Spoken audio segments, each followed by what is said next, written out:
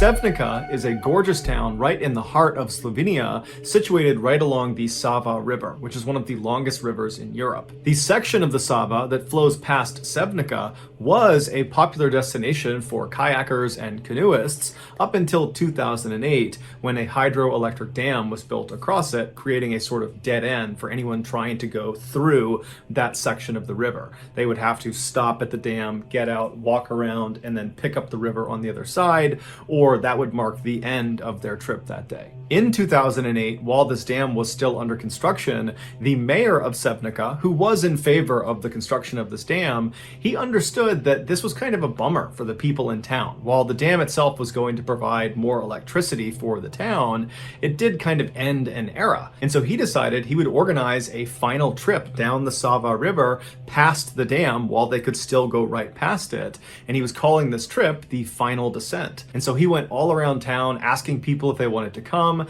and he finally recruited 27 other people to come with him on this final trip. And so a few weeks later, on July 3rd, after all preparations were made, the mayor and the rest of his crew, they made their way upstream to this loading area where 4 canoes have been set out for them.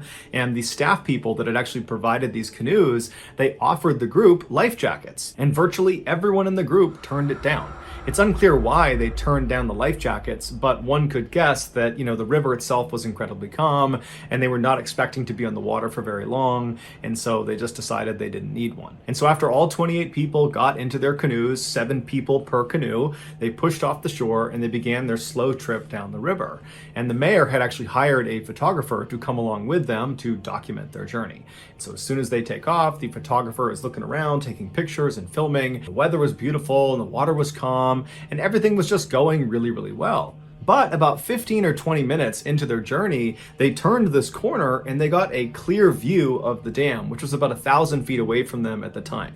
Now, the dam was not done yet, but it was pretty close to being done. And so the actual structure of the dam, it was built. And so even from 1,000 feet away, it was very obvious to tell that up ahead, there's these big cement archways where the water flows down over this dam.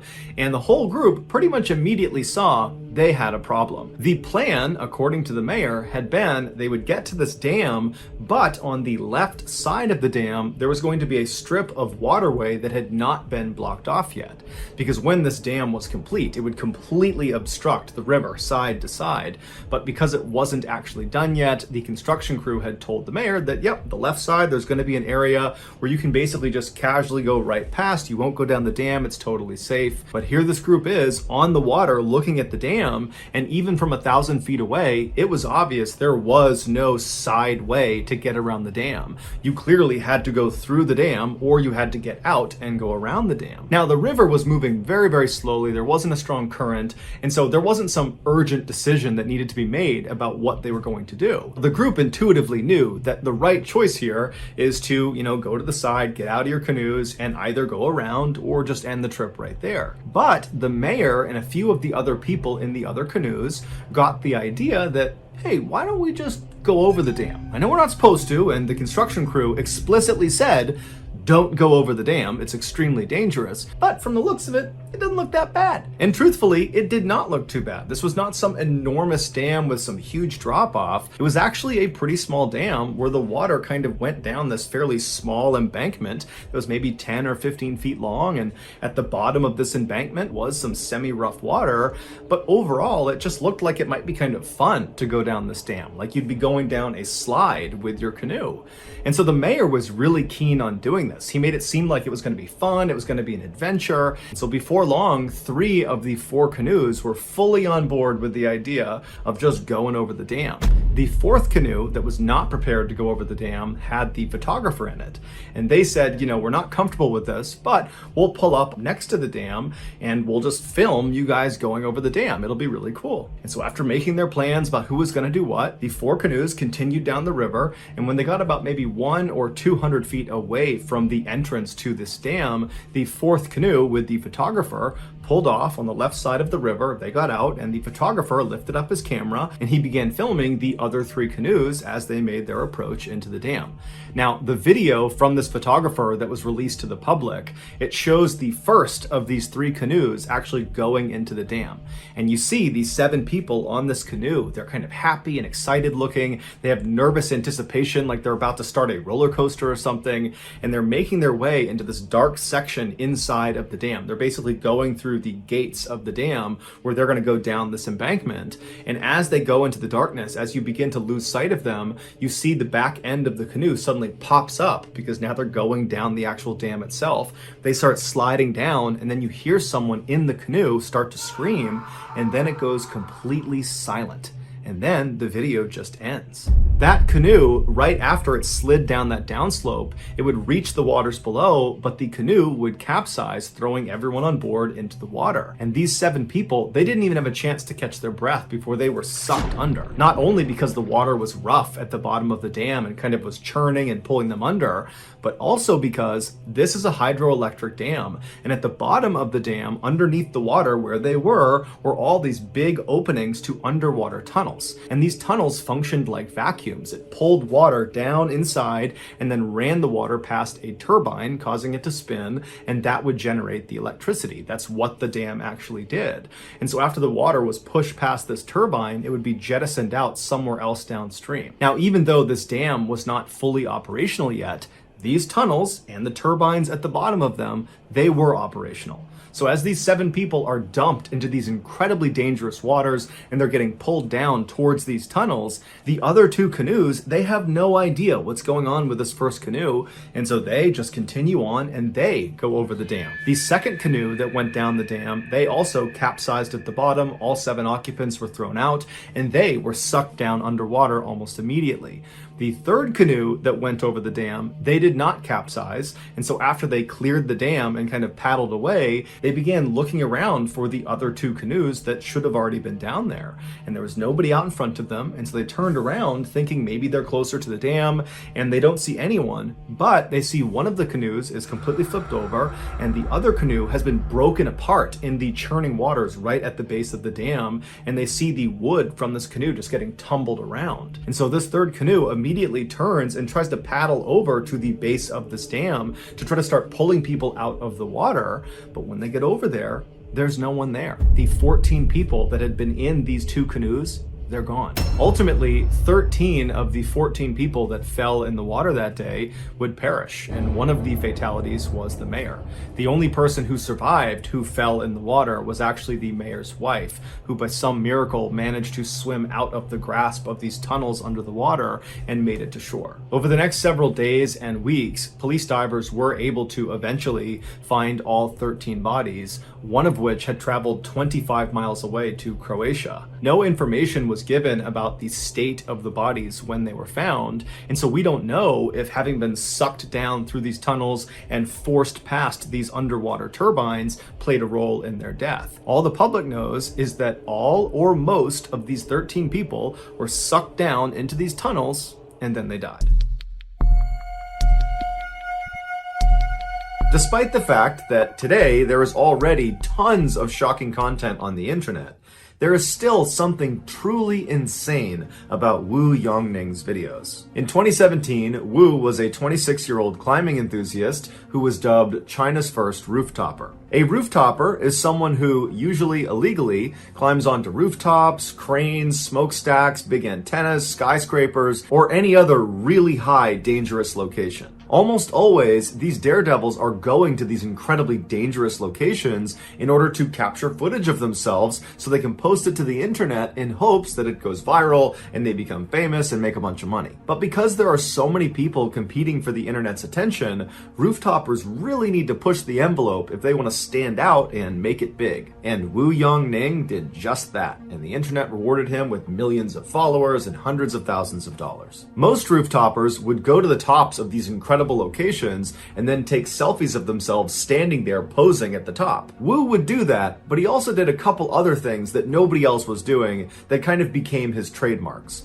The first one was he would dangle over the edge of the building or the crane or the antenna that he was holding onto, and he would do pull-ups, but he would keep doing them until he reached muscle failure and then would barely be able to pull himself back up to safety. Another trademark move is he would go to the top of these huge buildings and he would get right on the edge and he would do a handstand, and then he would pull one arm back. So he's doing a one-armed handstand, and then he would tilt his body as far as he could over the edge until he couldn't do it any farther, and he'd let himself come back over to safety. And then perhaps the most difficult to watch trademark was when Wu would basically run up to the edge of buildings and stop just short. And he wouldn't just run to the edge, he would use a self-balancing scooter and go as fast as he could right to the edge of the building and stop just short. And over again, he'd go right to the edge and stop, where he's literally an inch away from tumbling off the edge.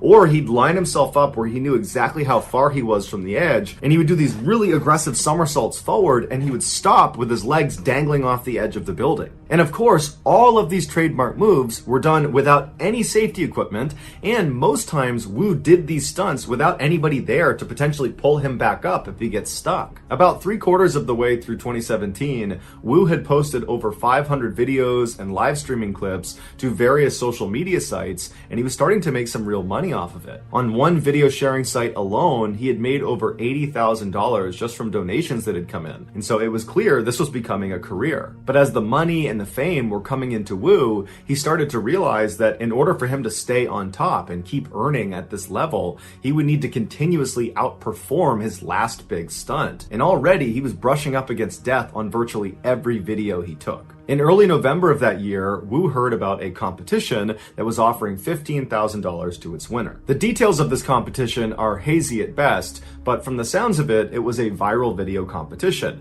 Make the most viral video and you win the prize. This competition served as motivation for Wu to finally attempt his craziest stunt yet. He figured if he had the footage of this particular stunt, he was sure to win this competition, and with the prize money, he could pay for his wedding and cover his mother's medical expenses. And so on November 8th, Wu traveled to the Huayan International Center in central China. This massive 62-story skyscraper would be the tallest building Wu had ever performed a stunt on. The public was only able to get up to the 44th floor, and so Wu had to take the elevator up to somewhere between the 40th and 44th floor, at which point he climbed out of a window and free climbed his way all the way up to the top. So 20 additional floors just climbing the side of a skyscraper. Once he got to the rooftop, he set up his tripod and his camera, and he turned on his live stream. And then he walked around and he began preparing himself for the stunt. Live stream viewers that tuned in would see Wu sitting on the edge of the skyscraper, and he's meticulously wiping down the edge of this building. It's the area he'll be grabbing onto to perform his stunt,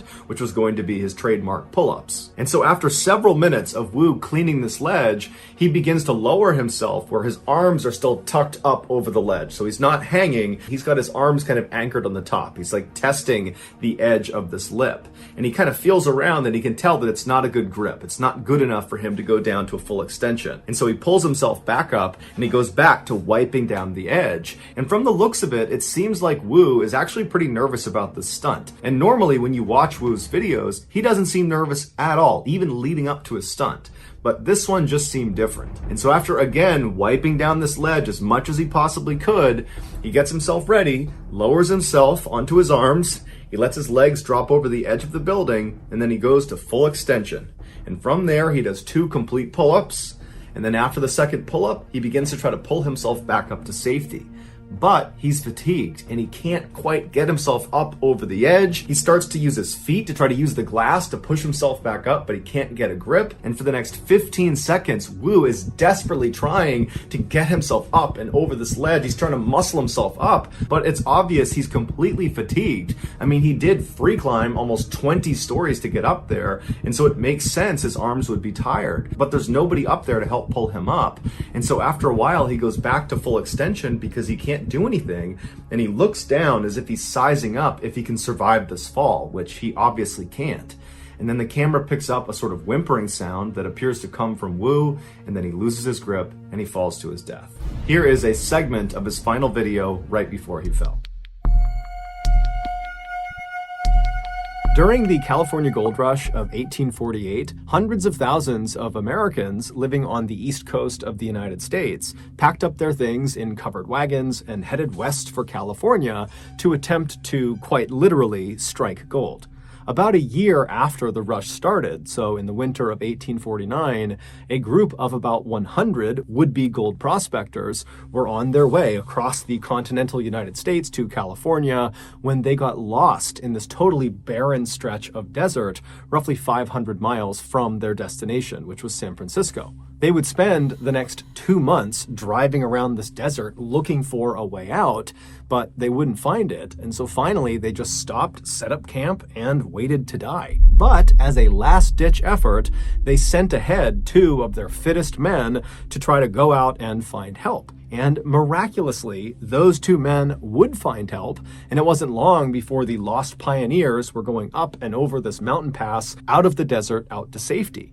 And so as the pioneers are cresting this mountain, one of the pioneers turns and looks down at the desert valley below where they almost all died, and he famously said, "Goodbye, Death Valley," and the name stuck. While Death Valley has since become a very popular tourist destination for adventurous people, it is still truly one of the harshest environments on the planet. In addition to just being a big open desert, which presents a whole host of problems to any mammal, Death Valley also becomes one of the hottest places on the planet every summer. The temperatures soar to 120 degrees Fahrenheit and sometimes get as high as 136 degrees Fahrenheit. It's the kind of place where if you don't respect it, it will kill you. In 2005, a 35-year-old man named Robert Darmer, who lived in Los Angeles, California, decided he wanted to take a trip into Death Valley.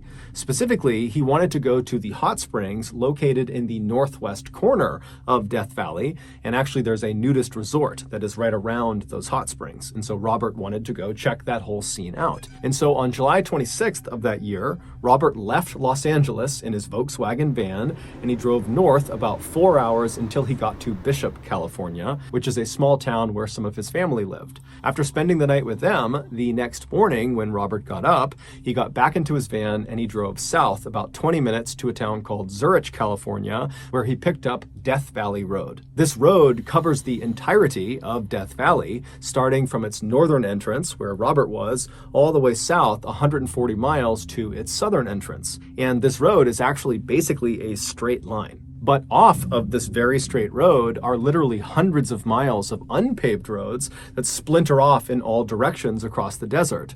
And these roads bring people to other points of interest, like, for example, the nudist resort that Robert wanted to go to. So after Robert hopped onto the Death Valley Road at its northern entrance, he began driving south for about an hour, and then he began looking for the turnoff to the unpaved road that would take him the last 50 miles to the nudist resort. And so eventually, Robert believes he's found this turnoff, and so he gets onto this unpaved road and he starts driving for a while, and then all of a sudden his car just sinks down into the ground and it won't budge. It would turn out Robert had made a mistake. He had not turned onto the correct unpaved road. Instead, he had picked a road that led right out onto this salt flat, and so to the naked eye it would have looked like the ground in front of him was totally flat and hard packed and you could easily walk on or drive on it. But in reality, the surface of the salt flat is very brittle, and underneath that brittle surface is this thick section of mud. And so before Robert could realize his mistake, he had broken through the surface layer of the salt flat and got stuck in that mud. After trying unsuccessfully to get his van back out again, Robert realized he was in a really bad situation. His cell phone had no reception, so he couldn't contact anyone, and he was too far away to attempt to walk to the nearest civilization to try to get help. But luckily, he had packed lots and lots of water that was in his van, and so he decided the only thing he could do was just sit tight at his van, ration out his water, and wait for someone on Death Valley Road to look out and see him and come to his rescue.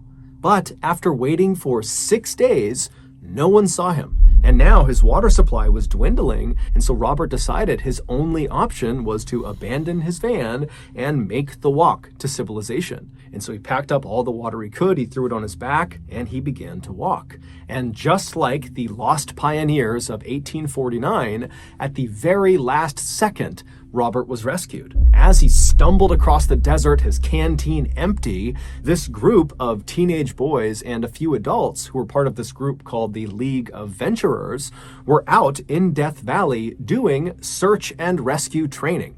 And so they literally turned onto the same road that Robert accidentally turned onto and then got stuck on. And so they came down and found Robert. And Robert, when he saw them, he was hysterical. He was crying tears of joy. He really believed he was going to die probably that day. And so the League of Venturers, they take Robert into their van and they drive him 80 miles to the nearest ranger station. And as soon as Robert got out of the car, he dropped to his knees and he kissed the ground in appreciation. I mean, this guy really was that close to death. That evening, Robert would hitch a ride from the ranger station back to Bishop, California. And the next morning, Robert spoke with a local towing company and they agreed to drive him out into Death Valley to locate his van and tow it back out again. But when they got out there and they found his van, the towing company saw that the van was not in good shape. It had 2 flat tires and there were several other mechanical issues with it. And they told Robert, look, we can't tow it out until the repairs are made and we can't make those repairs right now. And so they left the van where it was and they drove Robert back to Bishop. And then when they got there, Robert, who was quite handy with his van, decided he would just make the repairs himself. And so he went around town, he gathered up all the supplies he would need. And then that evening, he got a local young couple to give him a ride back into Death Valley. Robert had told his family right before he left that his plan was to go and fix his van and then that night come back to Bishop, and then the next day he would contact the towing company again and they could come out and they could get his van out. But that night, Robert did not come back to Bishop, and the next morning, when his family still had not heard from him or seen him, they contacted authorities. It would take a few days, but the authorities would eventually figure out what happened to Robert. The young couple that gave Robert a ride back into Death Valley, they dropped him off at this intersection right off of Death Valley Road, where they and Robert believed was only about a mile away from that nudist resort that Robert had originally wanted to go to. Robert had told the couple that his plan was just to walk from that point. He would go to that resort and he would recruit somebody else to drive him the rest of the way to the van. He could make the repairs and that person would drive him back and that would be it. So Robert got out. He said thank you to the couple and he waved to them as they drove off. And then he stashed his van supplies and then turned away from Death Valley Road and began walking along this unpaved road into the desert. However, unbeknownst to Robert or to the couple, the spot he was dropped off was the wrong spot.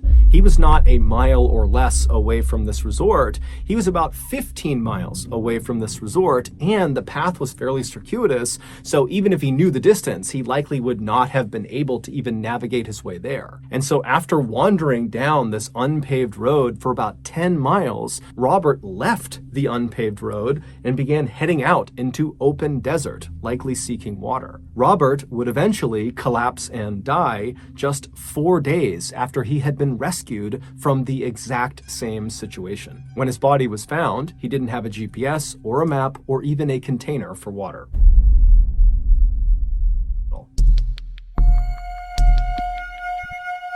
At 7:20 p.m. on Friday, January 12, 2007, 19-year-old college freshman Wade Steffi walked into Ford Dining Hall, which is one of 5 dining halls on Purdue University's campus. Purdue is a prestigious American university located in Indiana that is known for its excellent athletics and academics. Wade, who was an aviation technology student and was at Purdue on a full academic scholarship, grabbed some food and then sat down at a table with some friends. This was the first Friday of the 2007 spring semester, and so Wade and his friends at the table and the hundreds of other students that were sitting all around them were buzzing with excitement about what they were up to that night and what they were up to that weekend. And so Wade and his friends, they sat there chatting about their plans for about an hour, and then at around 8:20 p.m., Wade realized he needed to leave, and so he stood up, he said goodbye to his friends, he carried his tray to the trash can, and then he made his way out of the doors he came in on. And so once he was outside of the dining hall, Hall, he immediately turned right and walked the very short distance to the building that was right next to Ford Dining Hall.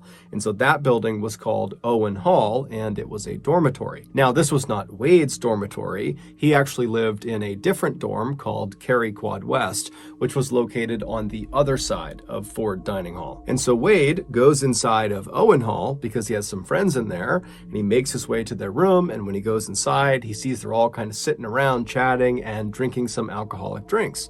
And so Wade sits down and he has a couple of drinks and he just hangs out with his friends for about an hour. And so around 9:30 p.m., Wade and the other people he was with in this room, they left Owen Hall and they walked the half mile away from campus to the west to this huge party at a fraternity. And so Wade would stay at this fraternity for several hours until about midnight, at which point he pulled one of his friends aside and he told them that he just remembered he had left his jacket inside of Owen Hall, and so he wanted to go back and retrieve it. The dorms on Purdue's campus all lock at night, and so the only way you can get inside is if you live there and so you have a key, or if you know someone who lives there who will open the door for you. And so during his walk back to Owen Hall, Wade would make 6 phone calls in an attempt to get someone in Owen Hall to open the door for him. But 4 of his phone calls would just be the wrong number. And so the people that were picking up and he was asking to open the door,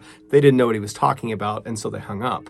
But he did call 2 people that did live inside of Owen Hall. However, they didn't answer their phones. And so around 12:30 a.m., Wade arrived at Owen Hall. He put his phone back in his pocket and he just walked up to the doors, which were locked, and he just started knocking. And eventually a resident of Owen Hall who didn't know Wade and Wade didn't know them, they heard the knocking and they came out to the door to see what was going on.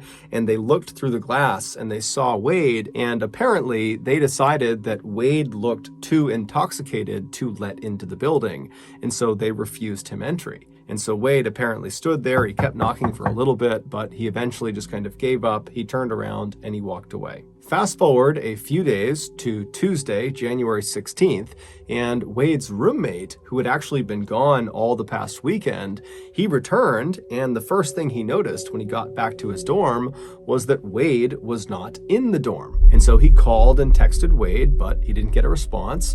And so the roommate went out around the floor that they lived on to ask people if they had seen Wade, and no one had seen him since the previous Friday. And so starting to get pretty concerned, the roommate called Wade's family to see if maybe they knew what was going on with him, but his family had no idea. And so by the end of that day, the police had been contacted about Wade potentially being missing, and they in turn contacted Wade's cell phone provider, and they were able to determine that Wade's cell phone was still showing up somewhere on Purdue's campus, although they couldn't figure out exactly where. So that evening, a massive campus-wide search was launched with hundreds of police officers and volunteers. Even the school's equestrian club came out with their horses to search the nearby woods. But despite this huge search effort that would go on for several weeks, the only thing they would find of Wade's was one of his shoes. It was found on January 20th, so just 4 days into the search, and it was located right outside of an exterior door that led into a maintenance room inside of Owen Hall.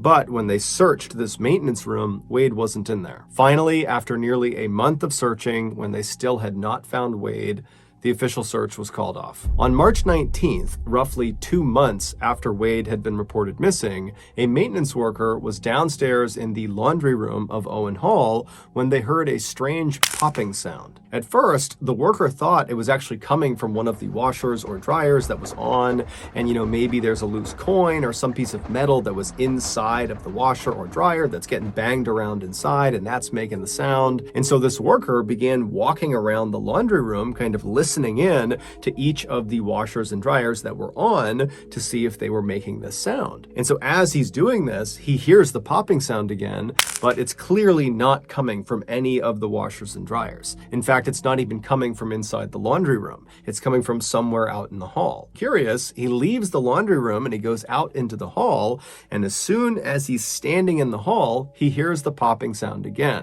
And this time it was obvious that it was coming from behind the closed door that was directly opposite the laundry room. So the worker pulled out his big set of keys, he opened the door that was directly in front of him, and he stepped inside. Moments later, he would make a big discovery. Based on that discovery and the investigation that would follow it, this is a reconstruction of what happened to Wade Steffi. In the early morning hours of January 13th, right after Wade had been denied entry into Owen Hall because the student who was in there who didn't know him thought he was too intoxicated, right after that happened, Wade left the front doors and made his way around to the left side of the building to look for another way inside. And when he got to the left side of the building, he found another door. Now, even though this door did not have a sign on it that said "keep out," it was fairly obvious that this door was not designed for students to use. There was a metal railing that lined the outside of this door, clearly to prevent pedestrians from getting to the door, and the door itself was actually not built at ground level. It basically was built at basement level, so you'd be standing at this railing looking down at the door, and down in front of the door was a slab of cement right out in front of it that gave the door enough clearance to be able to open. And so basically there was a railing around a pit, and that was where the door was. The proper way to get to this door was to literally climb over that railing and jump down into this pit. And then you'd need a key to open this door because it was always locked. Well, it was supposed to always be locked. And so when Wade saw this clearly off-limits door on the side of Owen Hall, in his drunken state, he decided it would be a good idea to try to go into it. Because in his mind, he thought, whatever is behind this door doesn't really matter. As long as I can just get inside of some part of Owen Hall, I can find my way up to my friend's room and I can get my jacket. And so he rushes over to the railing, he climbs over, he leaps down into that pit area, he grabs the doorknob of this off-limits door and he pulls on it and it's open. So he opens it up, he steps inside, and it's totally pitch black. And all he can hear is the sound of machines humming and whirring in the darkness. And again, in his drunken state, he decides this is still a good idea. His only concern was he couldn't find a light switch, and it really was basically pitch black in here. And he was worried once the door shut, not only would his only light source be totally cut off, but it might actually lock behind him, and then he'd be trapped inside of this room. And so he took off one of his shoes and he tucked it in the door jamb of the door he came in on to keep it open. And so with the door propped open behind him, he began walking into this room. And pretty much right away, he bumped into this big metal structure. He couldn't see what it was because, again, it was too dark, but he could feel it and he could tell, it was a flat metal structure. It felt like a machine of some kind, and he could hear that it was one of the machines that was buzzing and whirring. And so he just decided he would try to walk around it. Because again, his goal is just to get through this room and find another door somewhere and kind of continue his journey up into the dorm. And so Wade began moving his way left along this machine, kind of believing it was going to come to a stop at some point, and then he could walk around it.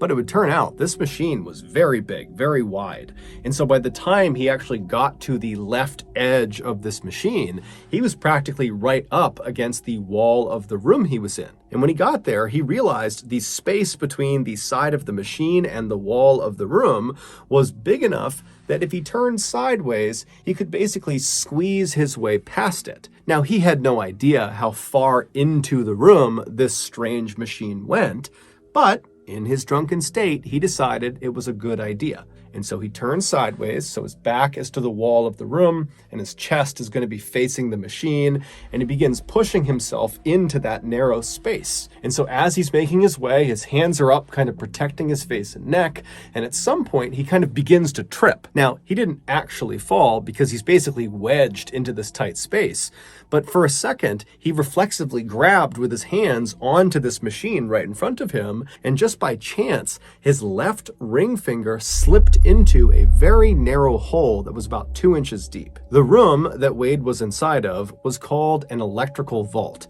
and it contained 6 large transformers, one of which Wade's finger had just stuck inside of. The job of these 6 transformers is to take the high voltage they receive from the main power grid and then transform it, hence the name, into lower usable voltage that gets dispersed into Owen Hall for residents and teachers. Even though the outside of these transformers had mostly been covered with protective materials that mitigated the electrocution risk, there were still several parts of these machines that there was just nothing you could do. They just presented a really high electrocution risk.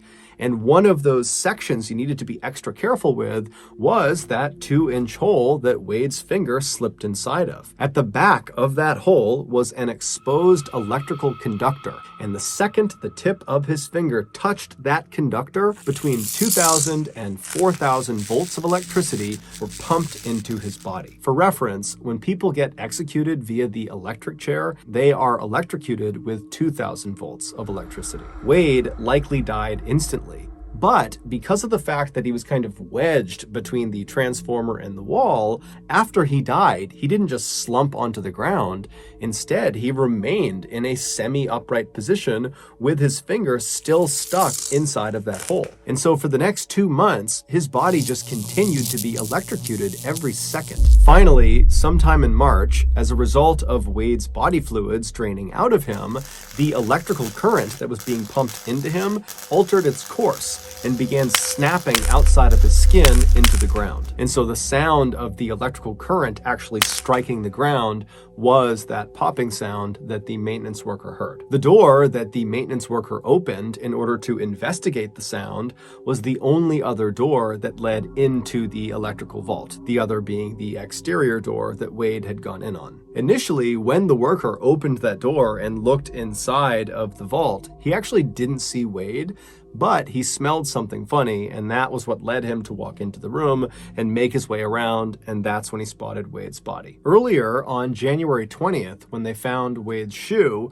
which at some point had just slipped out of the door jamb, so it was not propping open the exterior door when it was found, it was just sitting in that pit area, and the exterior door was shut. And so when they found that shoe, the police, they did go inside of the electrical vault, but they didn't go in through the exterior door. They went around and went in the same door that the maintenance worker opened from right across the hall from the laundry room.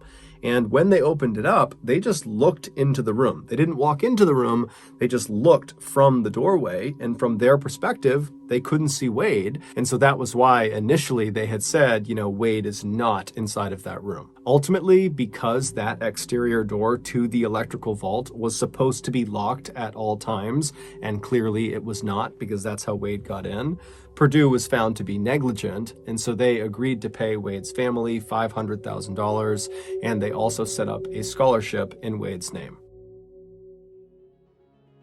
Before we get into our next story, I want to tell you about today's sponsor, BetterHelp. When I first sought out therapy to try to deal with some of my mental health issues, I remember feeling really nervous about that first interaction with the therapist. The idea of sitting in this room and pouring my heart out to this person I barely knew seemed really stressful and almost made me not want to go through with it. Now, I'm glad that I did go through with it because therapy has been an extremely important and positive thing in my life, but I wish there had just been an option to take a phone call with my therapist to kick off the relationship. Well, with BetterHelp, that is an option because BetterHelp is an online therapy platform that offers secure phone call sessions as well as video sessions, and they have a great chat feature that allows you to message your therapist at any time. So far, the people from our strange, dark, and mysterious community who have given BetterHelp a shot have been very pleased with their experience. BetterHelp is very easy to sign up for and use. You just fill out this questionnaire that helps assess your specific needs, and then within 48 hours, you're paired up with a therapist. Then you begin to schedule your sessions with or without video. If at any time you want to change your therapist, it is free and easy to do so. So if you're struggling right now with your mental health, but you've held off starting therapy because maybe you are intimidated about starting the process, then I would highly encourage you to make BetterHelp your starting point. And you get 10% off your first month if you go to betterhelp.com/MrBallen. Again, that's betterhelp.com/MrBallen. Okay, back to the stories.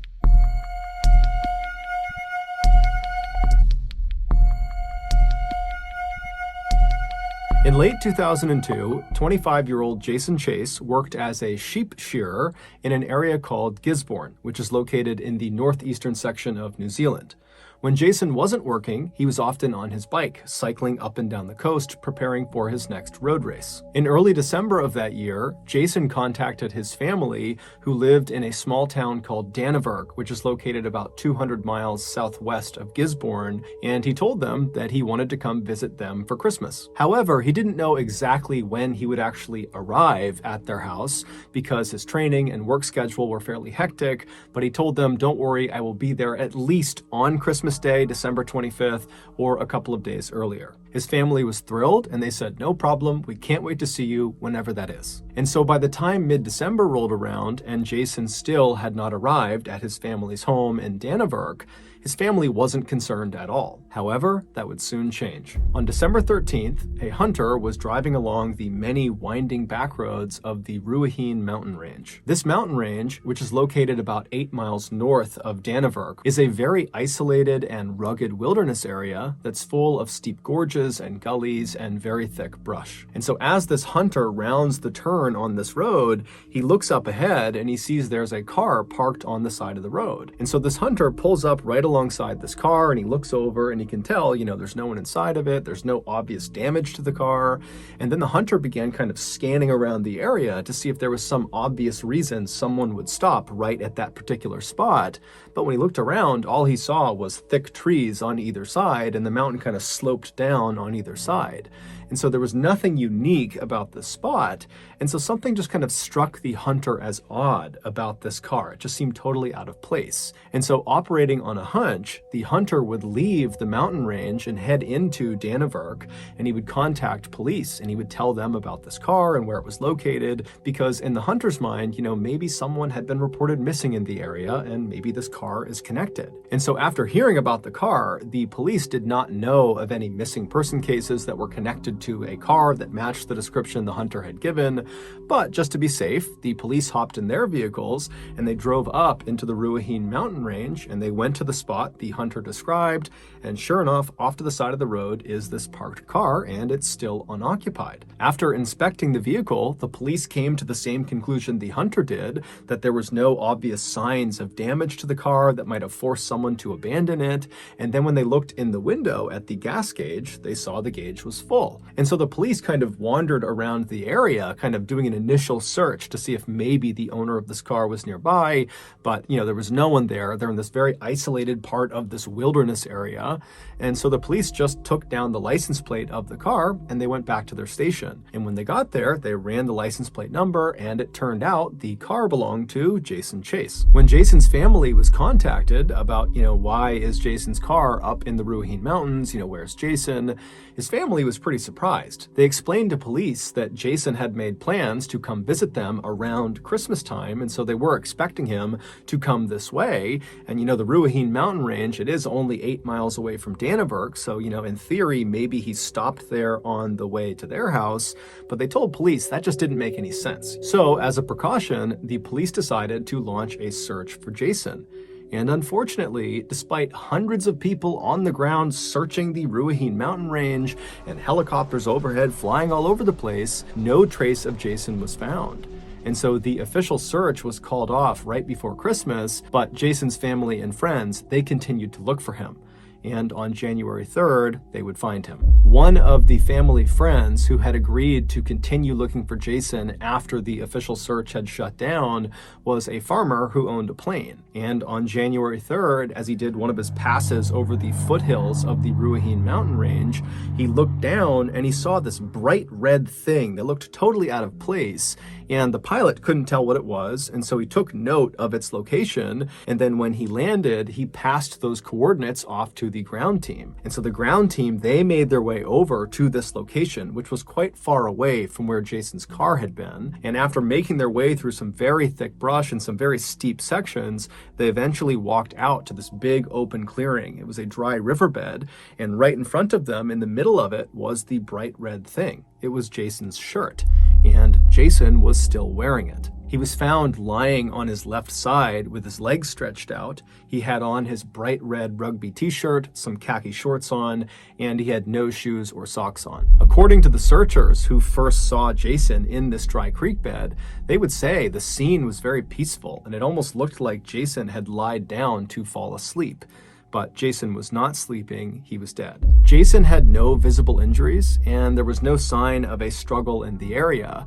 In fact, it didn't even look like Jason had been in the wild for very long because his clothes were pristine, and despite being barefoot, his feet were in great condition. Despite a lengthy search around the area where his body was discovered, his shoes and socks would not be recovered. The only thing they found in the area was a water bottle that belonged to Jason. Adding to the mystery of what happened to Jason were the results of his autopsy. The pathologist was unable to find any injuries. Jason also seemed well nourished because he had food in his stomach, and he was hydrated because there was urine in his bladder. His toxicology report also came back negative for all drugs, medications, and a range of common poisons. The only odd thing the pathologist found during the autopsy was that Jason had 2 very small ulcers in his duodenum, which is the first part of the small intestine. According to this pathologist, these type of ulcers only appear from acute stress moments before death. However, these ulcers don't indicate what caused the stress. Typically, things like severe injury or septicemia, which is blood poisoning, will cause these stress ulcers. But Jason had neither of those. So at the end of the autopsy, the pathologist concluded that Jason had not been the victim of a homicide, he had not committed suicide, he had died from, quote, obscure natural causes. Interestingly though, the pathologist was able to determine with some certainty that Jason died on or around December 30th. Which means he was alive for the entirety of the official search for him, as well as the bulk of that private search conducted by friends and family. After the autopsy results came out, Jason's case was closed, and his family, despite having lots of unanswered questions, was forced to just move on. 15 years later, the same pathologist that had conducted Jason's autopsy was talking to a colleague about Jason's case, and as he was describing where Jason was found, the colleague suddenly stopped the pathologist and said, "Wait a minute, I think I know what happened to him." And it would turn out he did. The following is a reconstruction of what happened to Jason Chase. On December 13th, 2002, Jason left his home in Gisborne and began heading south towards Dannevirke, where his family lived. But before he got to his family's home, he took a detour up into the Ruahine mountain range, where he eventually parked his car on the side of the road. Once his car was stopped, he got out and collected his backpack and sleeping bag. Those were 2 items that were never discovered during the search or after his body was found, but it was later determined they were missing from his vehicle. And so after he has his pack and his sleeping bag, he also grabs a water bottle, and then he leaves the main road and begins walking into the woods, making his way down the mountain. He eventually would find a spot on the side of the mountain that he liked, and so he set up a campsite. What happens next is very confusing because we don't actually know why Jason actually went camping in the first place or when he intended to leave, but we can make one assumption. Whatever he was doing in the mountains, he planned on wrapping it up in time to still get to his family's house in Dannevirke on or before Christmas Day, December 25th. So from December 13th, when he first got out of his car and entered the wilderness, until December 25th, it's believed Jason was, by choice, out in the wilderness of the Ruahine mountain range. And so as this huge search is launched for him in the area he is in, it's entirely possible that he either did not see any of the searchers. This is a very rugged and heavily forested area, and so that's not totally outlandish. Or 2, even if he did see the searchers, he may not have recognized that they were looking for him because remember, during that time frame, he didn't think he was in danger. He was out in the wilderness camping by choice. But sometime around December 25th, or maybe a couple of days before, when he needed to leave and go back to Dannevirke to see his family, after packing up his stuff, for whatever reason, he could not get back up to the road where his car was. Either there was some sort of physical boundary, or maybe he got lost. But either way, instead of going back up the mountain, we know Jason actually turned and began going down the mountain, away from the road and away from his car. It's believed Jason actually just decided he would hike his way out of the mountains. He was in great shape, very healthy guy, and he probably figured he could just hike the 8 miles to Dannevirke, and then he could have someone drive him back up and retrieve his car at a later date. But on or around December 30th, Jason was still out in the mountains. And at this point, he had abandoned his backpack and his sleeping bag and had most likely removed his shoes and socks for reasons we don't know. But he had managed to get much closer to Dannevirke. He just had to navigate a few more steep sections and then he'd be home free. And so on or around December 30th, Jason began slowly making his way down the mountainside until he reached a decision point. He found himself standing at the top of two very steep gullies that both would bring him down to a dry stretch of riverbed, and so either option worked. It just became a matter of which one is safer. And so after making his assessment about which gully he should take, he made his choice and he made his way down and he reached the dry riverbed. And it was at this point that Jason would have begun to feel a pain in his stomach. And that pain would have gotten worse and worse and worse to the point where Jason likely sat down on this dry riverbed, kind of waiting for the pain to subside, but it wouldn't. It would only intensify. And so as he's sitting there kind of wondering what's going on, his vision would begin to blur, and then he would start to struggle breathing. And before he could deal with all of these strange symptoms that were coming on really suddenly, he lost the ability to move his body and he slumped over onto his left side, and there he would lay until he died. It would turn out the gully that Jason had chosen to go down when he was standing at the top and he had those two choices, the one he chose, that one contained a plant called Urtica ferox. This plant, which is endemic to New Zealand, grows leaves that are covered in little rigid stinging hairs that contain a toxin called trifidin. And trifidin, in high enough doses, not only causes stomach pain and blurred vision and trouble breathing, but it also causes total body paralysis and even death. Jason, who according to friends would have known about the dangers this plant posed, likely just didn't see the cluster of plants when he was assessing which gully to go down. And so it wasn't until he was partway down the gully and was in these plants that he realized his mistake. But when he turned to go back up, it was just too steep. And so he was forced to trudge through these toxic plants. And because he was wearing shorts, his lower legs were exposed and they were stung repeatedly.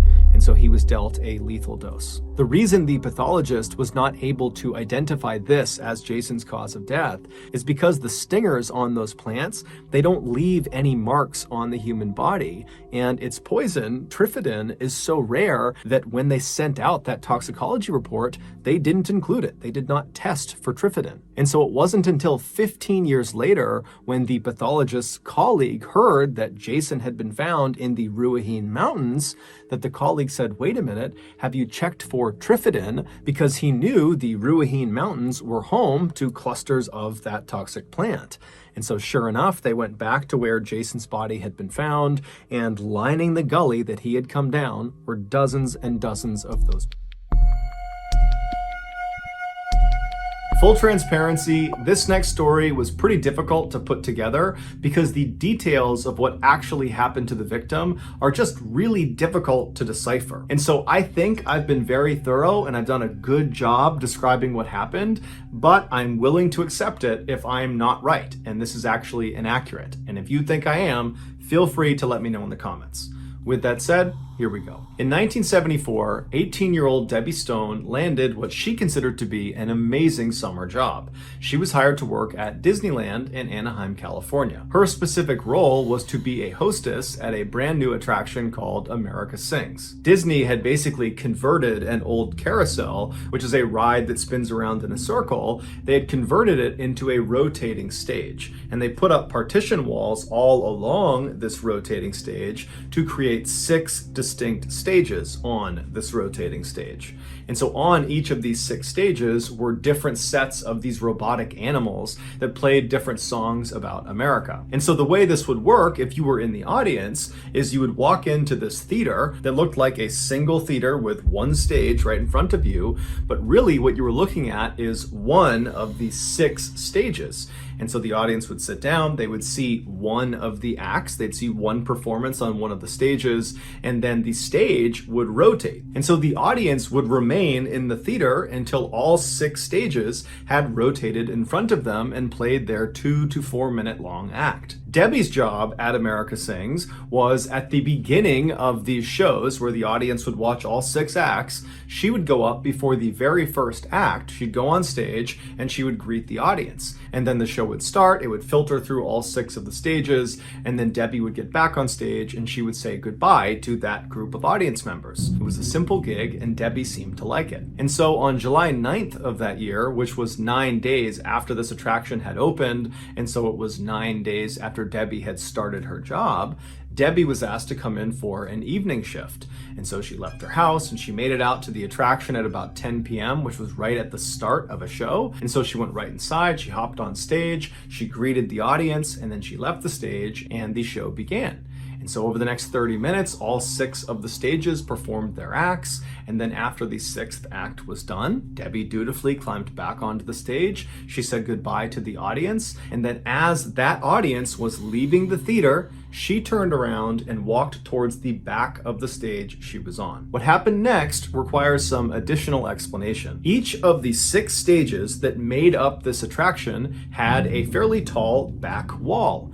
And behind each of these 6 back walls that were kind of in a ring was the center of the actual attraction. And in the center was this circular, fairly tall storage room. This storage room did not rotate. It was stationary. The stages and their respective back walls, they rotated around this storage room. The gap between the outside of the storage room at any point around it and the inside of the back wall was maybe a couple of inches. It was pretty narrow, but it was big enough that a person in theory could get stuck back there. So it was a real hazard. However, Disney did not put any specific safeguards in place to prevent their staff from intentionally or unintentionally going into this space. They just told their staff to not go back there and be careful. So back on July 9th, after Debbie has said goodbye to the audience and she's walked towards the back of the stage she's on, she decides to move from the stage she's on to the adjoining stage. And when she does that, she either trips or falls or something happens which causes her to fall into the narrow space between the 2 back walls of the 2 stages she was on.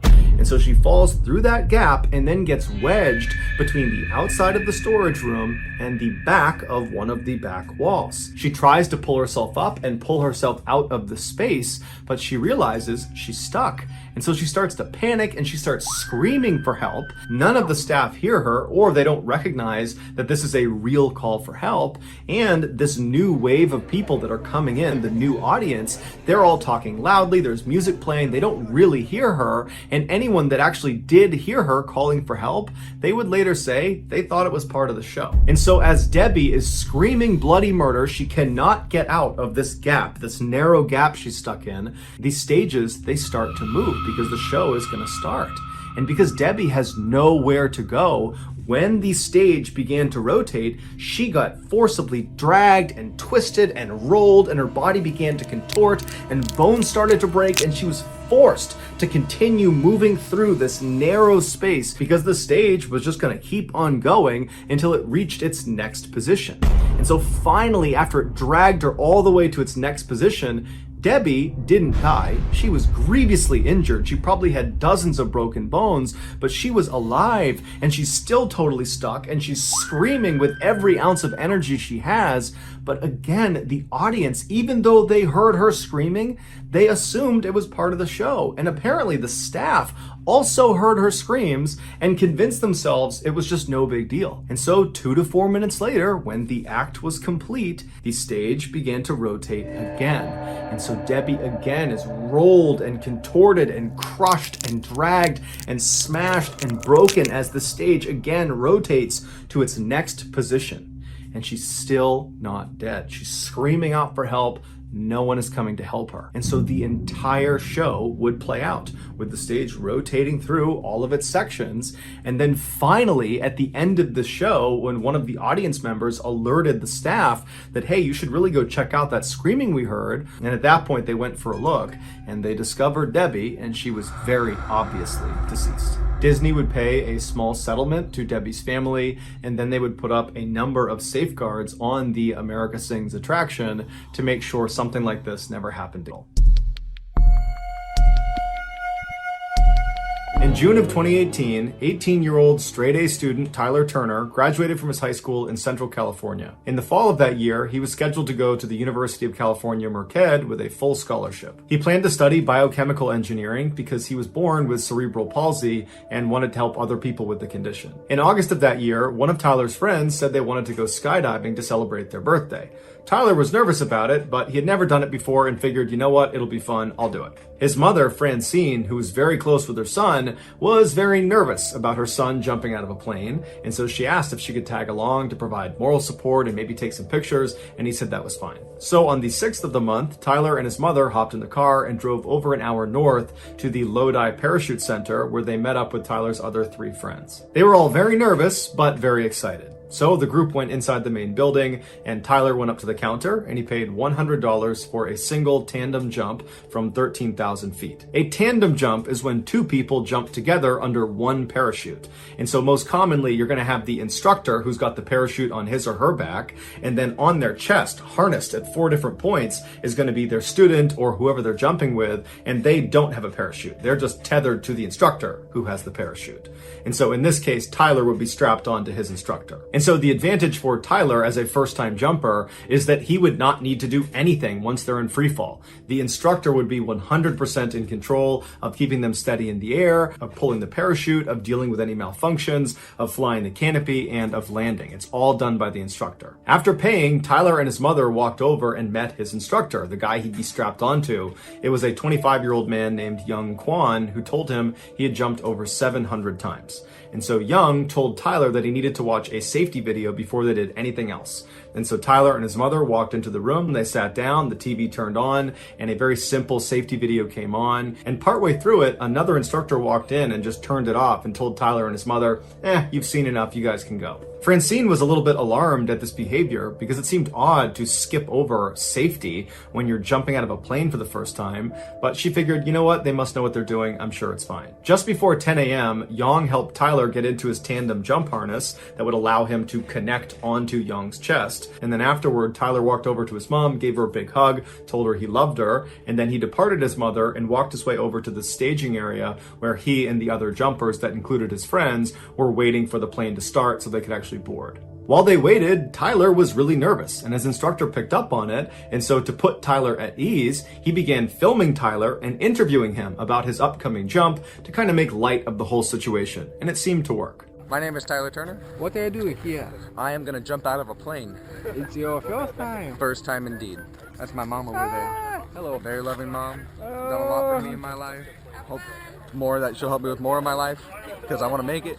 Okay, we're going to make it. After they recorded this video, the plane was ready to go, so it was time to start boarding, and so Tyler and his instructor walked over, but Tyler stopped on the tarmac, he took a knee and prayed, and then he stood back up, he turned to his mother, he waved one more time, and then he boarded the plane. After a little while, the plane took off, and then after a little while longer, it was up at 13,000 feet flying in circular patterns, and that's when Francine started looking up, looking for her son, and at some point she started seeing jumpers come out of the plane. And they were so far away, she couldn't possibly make out who was who. And so as the jumpers began pulling their parachutes and all the different colored parachutes are lighting up the sky, she was trying to remember what color her son's parachute was, but she couldn't remember. And so she asked the other people that were watching, that were relatives or friends of the people up there, if they knew what color her son's parachute was, but nobody knew. As they got lower and lower, and you could actually start to make out who the jumpers were, she didn't see her son. And that's because her son's parachute never opened, and unfortunately his instructor, Yang, was not able to fix the malfunction or fire off the reserve, and so they both crashed into the ground, killing them both instantly. Tyler's family sued the owner of the parachute facility after they discovered Tyler's instructor, Yang, was not even certified to be an instructor, and so would not have received any of the required training on how to handle parachute malfunctions, and the owner knew about it. Investigators also discovered that 20 people had died skydiving at this facility under the same owner, a ridiculously high number of fatalities that most people involved are attributing to the owner's general disregard for safety. And ultimately, a judge agreed with that sentiment and awarded the Turner family $40 million from the owner of this facility.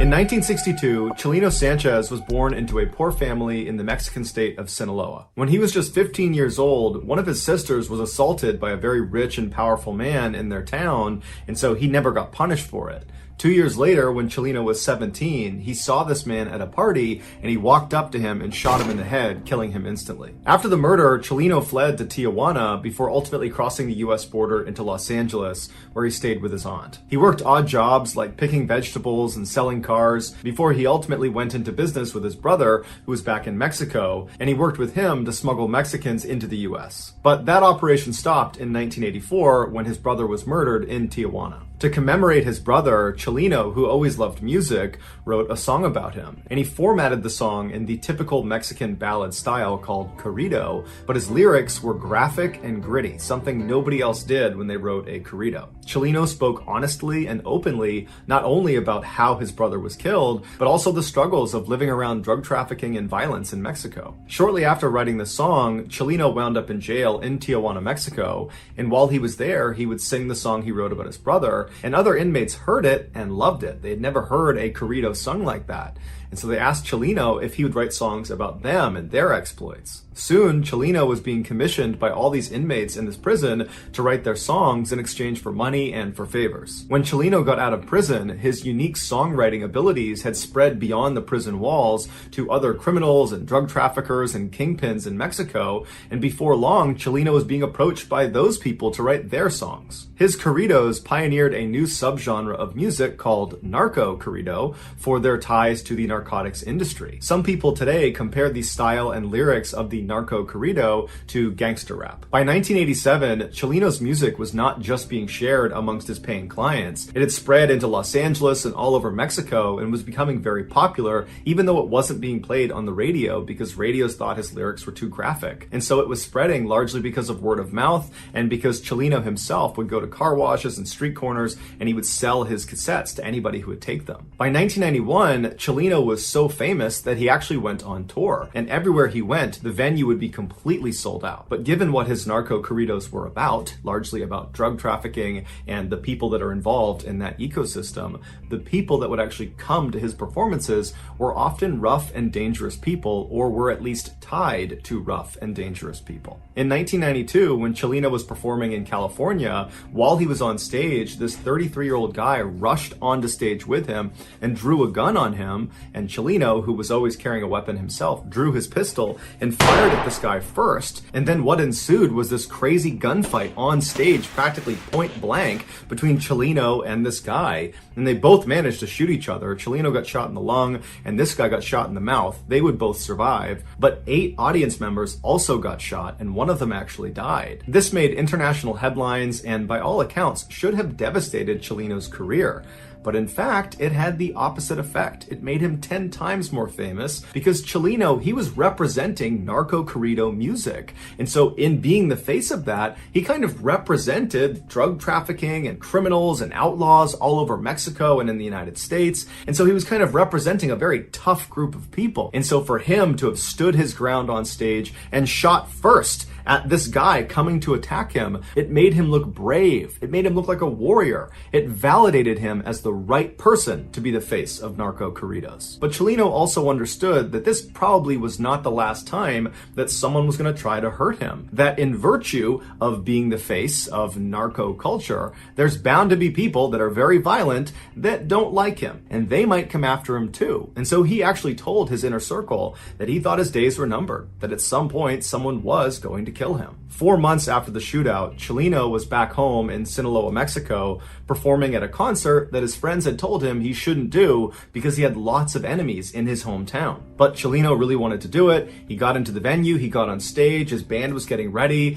thousands of people were coming into the audience, and before the show started, somebody handed him a note. And so Chileno takes the note, he's smiling, he's kind of looking around at the crowd, and then he looks down at the note and he reads it, and right away his expression completely changes. He looks distressed, he rubs his brow, he frowns, he kind of looks up at the crowd like he's looking for someone, and then he just goes blank blank in the face, and he's looking out like he's looking past the crowd. And it's this long period of time where he's just blank staring into the audience. And then all of a sudden, he just snaps out of it, takes the note, puts it in his pocket, picks up the microphone, and proceeds to give one of his best live performances to date. After the concert was over, Cellino made a special effort to say bye to everybody in his band, and he said bye to some people in the crowd. And then finally, after this kind of long, drawn-out goodbye, he walked out the back door. Shortly after, he was kidnapped, tied up, and then shot in the back of the head, execution style. It would turn out that note he received on stage was from his killers, who we don't know exactly who they are still to this day, but the note said, after this performance, we're going to kill you. And so that was the reason Cellino was so distressed,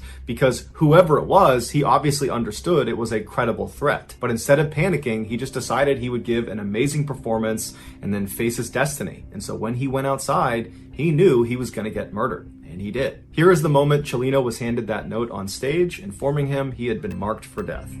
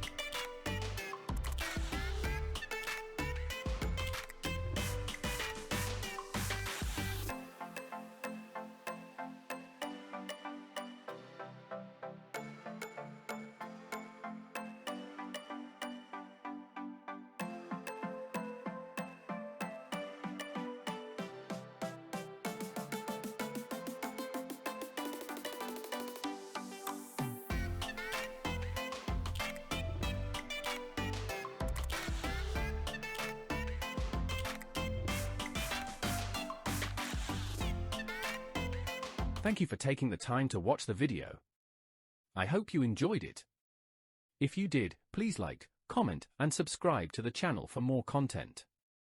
Your support means a lot to us and helps us create more videos that you'll love. We appreciate your feedback and would love to hear your thoughts on the video. What did you like about it? What could we improve? Your feedback will help us create better content in the future. If you're interested in seeing more videos like this, please subscribe to our channel. We post new videos every week, so you'll always have something new to watch. Once again, thank you for watching and supporting our channel. We hope to see you again soon. Smiling face.